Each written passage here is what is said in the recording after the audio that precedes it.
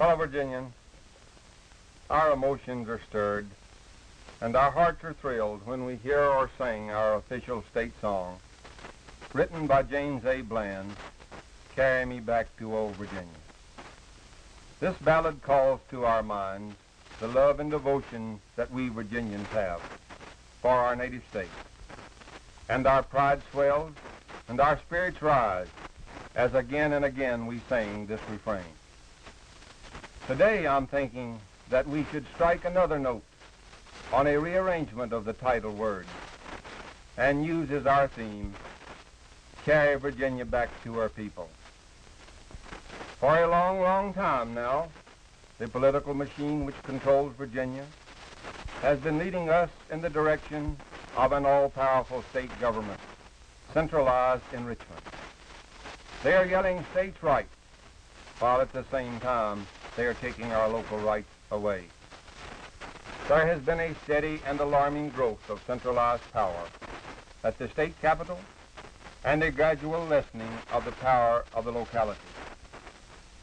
Local authority and control are disappearing in Virginia. The rights of the localities and the rights of the people in these localities are being taken away and transferred to Richmond. I say to you that it's time for us to begin singing, Carry Virginia Back to Her People.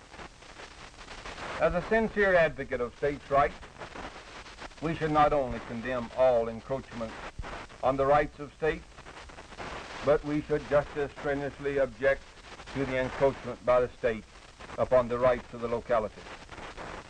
The purpose of the 10th Amendment to our Constitution was to preserve not only to the respective states, but to the people in those states, all rights not delegated to the federal government.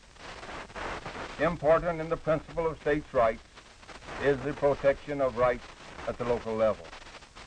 I charge that the Democratic leadership in Virginia is undermining that principle by clipping the localities of their independence in government. We have about reached the point in Virginia where the local boards of supervisors and the city agencies and county agencies are nothing but rubber stamps for Richmond. The cream of the tax sources are taken by the state.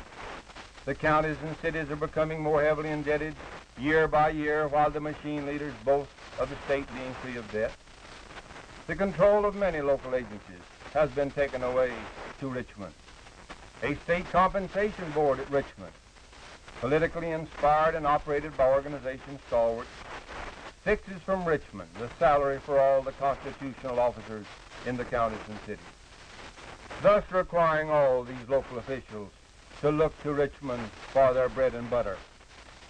The powers of appointment placed in the hands of the governor and the state judges appointed by the governor from the dominant party remove all but 3 of our state officers from the voice of the people. And even these 3 officers, governor, lieutenant governor, and attorney general, the net result is that the people are only given the right to approve at 4-year intervals the 3 names who've been chosen for them by a small group, maybe even by 1 man. I say to you that the electorate in Virginia is so restricted by a poll tax, which the people are required to pay for the privilege of voting, that representative government does not fairly exist. The organization is so strong by its long tenure of control and the centralized power of the state government that many individuals and many localities feel that their political freedom is gone. The powers of the state government at Richmond are continually growing and expanding, while the powers of the local governments are dwindling away.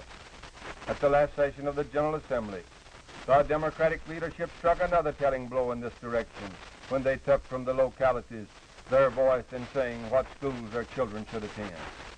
This power was grabbed from the local school boards, whose hearts are dedicated to the cause of education, and transferred to a centralized board in Richmond.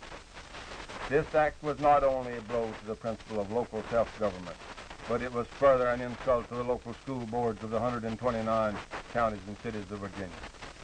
This transfer of the powers of the local school boards to a newly created board in Richmond, coupled with the cut-off the funds program, centralizes more power than ever in Richmond. This is an attack upon the most vital phase of our government, the education of our children. Little wonder it is that the people of Virginia are crying for the rebirth of local government and political freedom.